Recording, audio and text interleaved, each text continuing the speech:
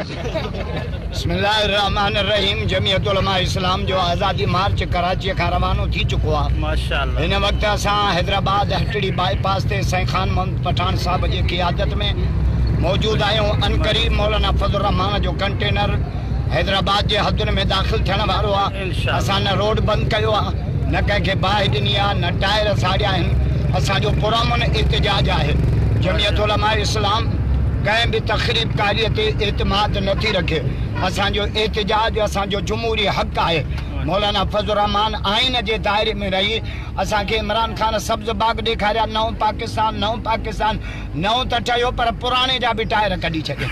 मां इमरान खान खे चवां थो त हाणे कुर्सी छॾे, इस्लामाबाद छॾे भॼी वञ, न त असां मुला सभु शुगर जा मरीज़ आहियूं। एॾो मुटंदासीं, एॾो मुटंदासीं, एॾो मुटंदासीं जो तूं त लुड़ी वेंदे, तुंहिंजी कुर्सी बि लुड़ी वेंदी।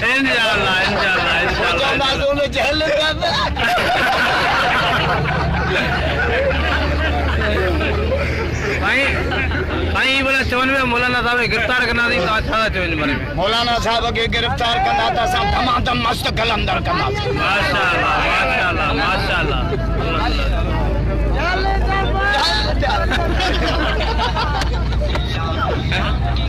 अच्छा ख्याल है तव्हांजो? इमरान नहीं तो इंशाअल्लाह। हां इमरान पहिरीं दब में आजो। हां साईं साईं न बात है साईं। इंशाअल्लाह ये काफिलो पंहिंजे मंजिल ते पहुचंदो। कायदे सिंध अल्लामा राशिद खालिद महमूद सुमरो साहब जी क़ियादत में कायदे जमीयत इमाम इनकलाब हज़रत मौलाना फजल रहमान साहब जे हे असांजो झेड़ो कादियानियुनि जे यार सां आहे, कादियानी सां आहे। बिल्कुलु। ऐं असांजो मुक़ाबिलो पंहिंजा, असांखे पंहिंजो मुल्क अज़ीज़ आहे, पंहिंजी फ़ौज अज़ीज़ आहे। असां मुल्क जे ख़िलाफ़ न आहियूं, पर असां पहिरें ॾींहुं नारो आहियूं आहे त जेको कादियानियुनि जो यार आहे, खबर पे कोई इमरान जो माण्हू त कोन्हे जेको कादियानियुनि जो यार आहे, कादियानियुनि जो यार आहे, कादियानियुनि जो यार आहे।